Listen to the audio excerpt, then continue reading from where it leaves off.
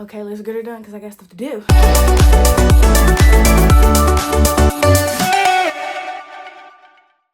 Hey everybody, it is Disney Atavia. This video is probably gonna sound really weird because I don't have the mic this time. So we're just gonna have to acapella. Welcome to this cute little segment called Pretty Reads. Today we're gonna do our makeup. Normally I would just do like an eye look, but today I'm gonna do my whole face. And we're gonna talk about a series and not just one book. And the series we're talking about is the Skyland series by Kennedy Ryan. It is up here. You know, I had to put it up here to make it seem like it was already there, but it wasn't. I am currently reading, which one is it called?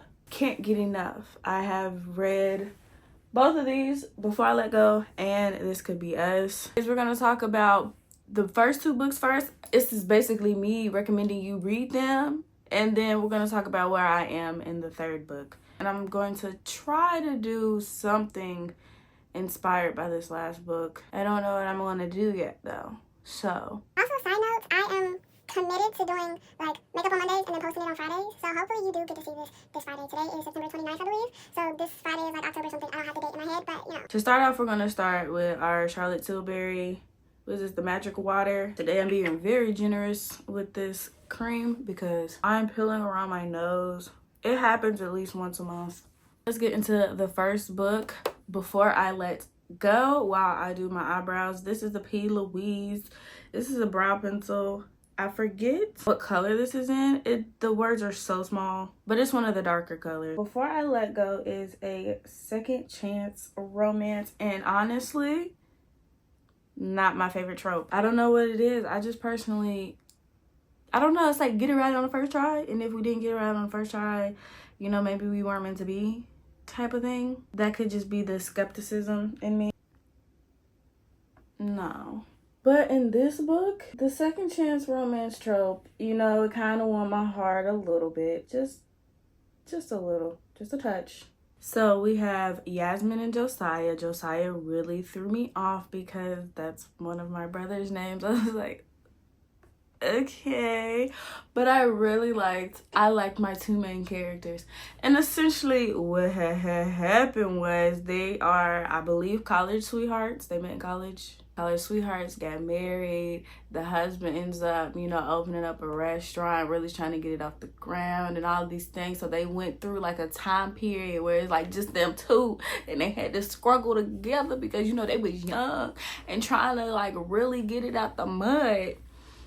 And then I think once life started picking up a little bit and they started getting to a place where they were like comfortable, tragedy struck. Life said you can't be up too much longer. There are two like really big losses that happened that caused this beautiful couple to, you know, have a rift and a tiff, and then eventually they divorce. And the way that it like slowly develops, it's a lot of present day with a couple of flashbacks here and there that starts to tie things together. One thing I really did like about it is that the reason was extremely valid and necessary. Honestly, I don't know how or why this book tricked me, but I felt bamboozled. I was rooting for them to get together, but the whole time in the book, I was like, I don't think they're gonna get together. I hope they do, but I don't think they're gonna get back together. I am taking this P. Louise base in, I think, the shade style, whatever, Rumor 4. Yep. So it looks like this. And I'm taking, this ain't got a name. This is the flat brush. But the whole time, I honestly thought it was going to be one of those, they think they're going to get back together, and then once they actually start getting back together, they see why they shouldn't be back together. It's like, well, you know, that makes sense. You know, we broke up for a reason, and now I can see that reason more clearly. And I was like, if that's the case, please, no. I'ma still read it, but please, no. What I really liked about it was how very, very realistic the characters were. Her friends are so much there. They are so there for her, and I love the community of that. I love that Kennedy Ryan was like, yeah, romantic love, yes, but also here's a lot of platonic love that is just, it's gonna fill your cup. I don't know, her book, the way she wrote some of the characters is like, well, that seems realistic. Like, that feels like that could actually happen. I foresee that happening. If I have to really rate it, I'd say pacing for me specifically, probably like a 9 or a 10 out of 10. I really did like the pacing. It didn't feel like it was too fast, and I also did not feel like it took forever. It did not feel like it took forever. I can't stand when a book feels like 6 days feel like, I don't know, like a year. I like a moderate pacing. As far as the way that it's written, I really like the way Kennedy Ryan writes. It's just, yes.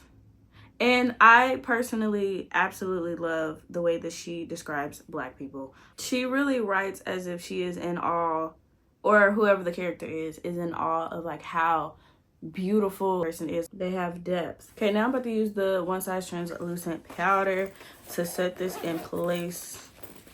I truly could go on and on and on and on and on and on and on about Before I Let Go, because it is the first book that I've ever read by Kennedy Ryan, and I was like, oh, I really love this. But I also don't think that it's the best book in the series. So I'm ready to move on to the next one. But before I finish, I want to, give Before I Let Go its justice. One is beautifully written, but it is such an amazing love story, a realistic love story, because as much as we love romance and fantasy and all of these different things, to where it's like the most macho of machoist man and the most whatever of woman that you see in most romance books, I love that Kennedy Ryan's novels are like, well, it's realistic because it gives you like real hope for real life. And I love that for us. But Before I Let Go is a beautiful second chance romance. And if you like second chance romance, if you like low-key secret love, I really think you will like it. Also, it's for older women as well, because I think they're all basically set in their 40s, like early 40s, I believe. Okay, surprise, I don't know what I'm doing. We are going to just be doing stuff and we're going to figure it out. I sit before you guys every time and be like, I don't know what I'm doing. I'm going to use this P. Louise. It's another base. It's eyeshadow base. It's just called Blowing Bubbles. It's a really pretty bubblegum pink. This cover is more purplish, so I might end up doing just a purple. I kind of want to do pink and purple. Let's try it. Pink to honor my favorite book in the series. Purple to honor the fact that I am in the process of reading a different one. The next one in my more recent read is This Could Be Us. The primary reason why this one is literally my favorite, and I will sing its praises till the cows come home, is because it was not solely romance. This one was not solely romantic love or even platonic love. Now, platonic love came through. When I say I need either a soul dad, Yasmin, or Hendrix, I don't know which one of the three I would be, but I need them as friends. I do. This one really hits on a lot of self-love, and in the most beautiful way possible. The most beautiful way possible. And I'm not gonna lie, these last two books that she has written has been very difficult to read, both of these, because they hit so close to home. Very, very, very, very, very, very, very, very, very hard to read these. But because I can relate so much to them, they have a very special place in my heart. So let's really talk about my girl Soul. Soul dad is Afro-Latina, and she has 3 girls. And she is married, or was married to a no good deadbeat son of a we ain't Jesus loves us. I would say she's goals, but there were some situations where I was like, well, no. But I really love her character. I don't even know how to describe it, but she has like that personality to where it's like, nuck if you buck. But I'm gonna sit over here and I'm gonna be quiet. I'm listening. So nuck if you buck. But I'm above that. That's beyond me. But she is married to a very, very no good, stick in the mud, like it. And then, because this is important to the story, it's a white man and he embezzling. I said, oh my gosh, and not only that, his mama's racist. Girl. I'm gonna take the Juvia's Place. What is this? The Sweet Pinks. This really pretty pink. And I'm just gonna put it on top of this just to set it in place. But anyway, this man get caught embezzling. They come to scoop him up immediately, expeditiously. And she's just like, what you mean? She thinking, ain't no way. Not my man. Only for it to be her man. Niggas. Even though he not one. Niggas. She finds this out, her whole world comes crashing down because he is the sole breadwinner. Even though she could have become the breadwinner, like she could have been like, 50-50. She could have been a 50-50 warrior, but he didn't want that. And she was like, you know what? I don't mind being a stay-at-home mama. No! Now she has to like step up and be the all-time, greatest person in mind so that her kids don't walk around homeless. Literally her whole world comes crashing down. Her 3 daughters are like, where's daddy? What's going on with that? Like, what happened? And then she also finds herself being like, how do I allow myself to get into this predicament? And at this point, I have went from being a stay-at-home mom who relied solely on her husband to where now I got 3 kids relying completely 100% on me. How did I let myself get here? And from there, she starts a beautiful self-love journey. I love it. And it is a romance book, of course, so there is romance, and there's this guy, and he is, what was his name? Judah. That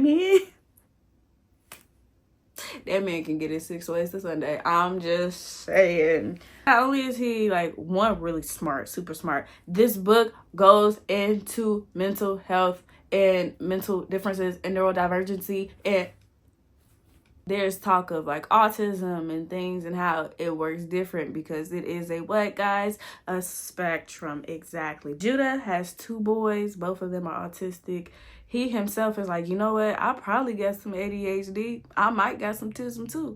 I see where they get it from. He's one of the FBI people. He like, hey girl, how you doing? So your man stole money.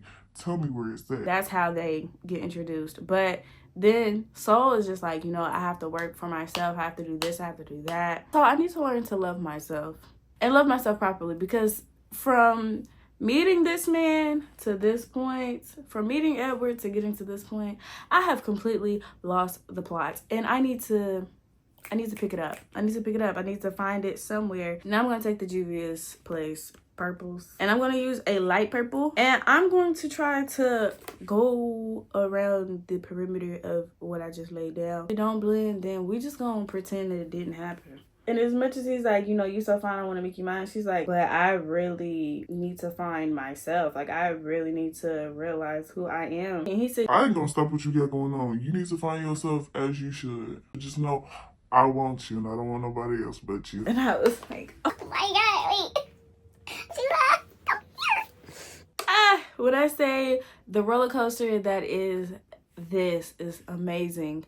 And it's not the whole book. For at least 50% of the book, it is her being like, okay, I actually like solo dates. I don't mind going out by myself. I like the fact that my kids are in this sport, that sport, and the other thing, because it gives me time to be by myself. One of the reasons why this book was hard for me, though, is because Soul lost her mom, and I believe if I remember correctly, she lost her mom to breast cancer. It was some type of cancer. So that is my own personal trigger warning for anybody out there. If you have anybody super close to you that died of cancer, please be warned. When I read it, I was like, there's actually no way. My mom had literally just passed away. Did you not? I picked it up, I think June of last year, like mid-June. Baby, I got not even a third of the way. I think I got 1/8 of the way through, and I was like, oh, well, no, absolutely not. This is triggering. We're putting this down. But eventually, I was able to get back into it. Not gonna lie, I kind of like this. I think I want to get in this crease with a darker color. I mean, at this point, I need to be sponsored by Juvia's. I'm gonna go into the Zulu palette, and I'm gonna use the purple that's in this palette. And I'm going to try to marry these colors. Another, razzle me dazzle. Once they do decide to get together, it is 100% one on both their terms. They both agree to it, but more so on Soul's terms. Love that Kennedy Ryan is like, it's not the prize. For Yasmin, it's her grieving, like her actually having to grieve, and she could not grieve with somebody because they didn't understand what she was going through. She had to grieve in a completely different way. That was a journey that she had to go on by herself, and she had to figure it out, and she had to come to a new place of being a new person that she probably could not have been able to do in their marriage. With Soul, she has, again, there is that grief process of not only her mother, but also breaking generational curses, finding her own self and loving herself, and coming to understand that she is the prize. And if she doesn't want to have to give herself away for the rest of her life, she doesn't have to. And she can do stuff on her own terms. Kennedy, Miss Ryan. Because I have leftover brown base from earlier when I did my eyelid, I'm actually going to attempt a cut crease today. I think I'm gonna do half just for today. I'm gonna use the same powder puff from earlier, not really adding anything to it. Patting on top. It's got plenty of products still left. I don't need it to be too, precise or nothing. Now I'm gonna take the Sweet Pinks again, but I'm gonna use this darker pink. Same brush from earlier, and we're gonna dig into our darker pink. I don't know why she's down there barking. But back to my girl, Soul. I really, really, really enjoyed this book because honestly, at the time, I needed it. I needed to basically have the permission to not feel overwhelmed and stressed and to love myself. So much of my life, I've been a caretaker to some extent. And then I neglect myself because I'm so burnt out, but then I don't understand why I'm burnt out and stuff like that. So when I was reading this, I was like, ooh, you hit me in the chest. I know you're not in my business. I know you didn't. I know.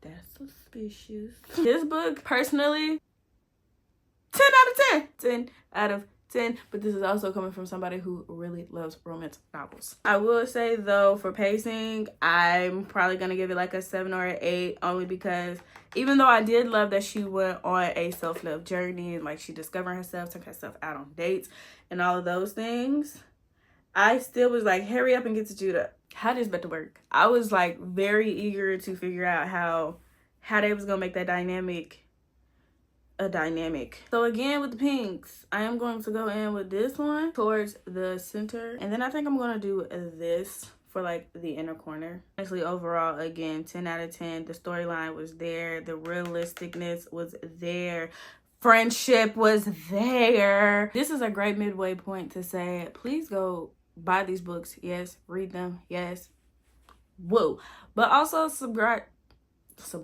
But also subscribe to this channel. This is where I'm really going to talk about like more of my personal stuff, where I do my makeup, showcase things that I'm doing, experimenting as far as makeup, but also talking about personal like book finds and reads, doing vlogs and all of this. It's like me. You get me. But I also have another channel. It will be here because I have changed the name to that channel so much, where you get to see my music, because I am a music producer in the making. So over there, I'm in between just posting things that I make, but also posting the process. If you want to see me make music or just hear the music that I do make, please go over to that channel. Today we are going to be using a groupie primer. I'm actually going to use the OG. Usually I use the one that has niacinamide. And the reason why I didn't put it on first is because I'm actually going to mix it with my foundation. All I gotta see is somebody that I really like one time on TikTok say what you should and shouldn't do, and I'm gonna follow their lead. And the person I got this from was Kenya Broadnax. I think that's how you say her last name. We are using the one size turn up the base. Yeah, turn up the base full beat. This is medium dark 35 NG. I'm gonna say neutral gold. This is not my most perfect shade match. I'm not gonna hold you. Playing in makeup long enough to know how to freak it. So now we are on to the last book. This is the last book of the series. This last book is about Hendrix. And Hendrix is our mogul bestie. This is super rich auntie. Don't want no kids. Don't need no kids. She is a powerhouse. She is I want to say she's a manager, not an agent. She's a manager, and she manages like reality stars and things. She is that girl for sure.